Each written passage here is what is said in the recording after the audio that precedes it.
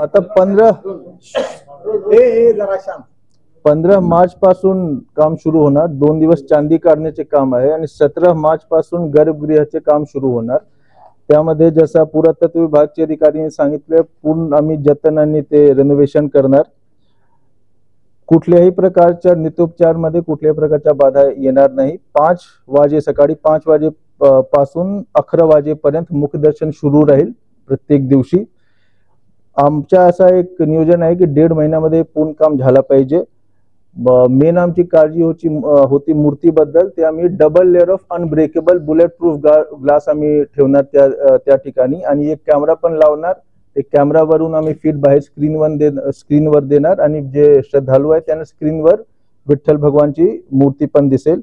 आणि यावेळी आम्ही एक असं पण नियोजन केलं आहे की जे सँड ब्लास्टिंग वरून जे धूळ उडणार त्यासाठी आम्ही व्हॅक्यूम चिमनी पण सेटअप केलं आहे की पूर्ण जे धूळ आहे ते बाहेर गेलं पाहिजे आणि लोक जे मुख्य दर्शनासाठी येत आहे त्यांना खूप एकदम चांगल्या पद्धतीने सर्व दिसला आला पाहिजे।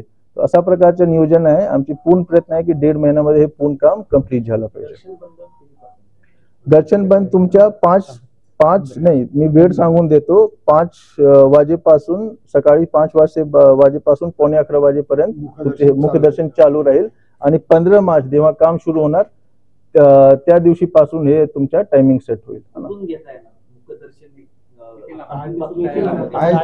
जिथून आहे तिथूनच जिथे आता जे जिथून तुम्ही घेत आहे ना तिथूनच आहे।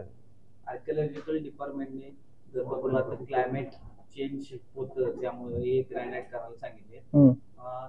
जी ग्लास टाकणार आहे त्यावेळेस काय असणार आहे त्याचे बरोबर त्यासाठी मूर्तीला त्याचा काय त्यांच्यासाठी ऑलरेडी त्यांच्यासोबत चर्चा झालेली आहे।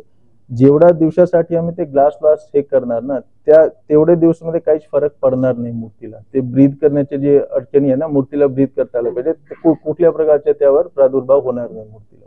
म्हणजे त्याची चर्चा झालेली आहे। काचेचा मूर्तीवर काही रेसचा इफेक्ट पडू नये याची काळजी वाहने साहेबांनी घेतली। सुरुवातीला मंदिर समितीने आणि प्रत्येक दिवशी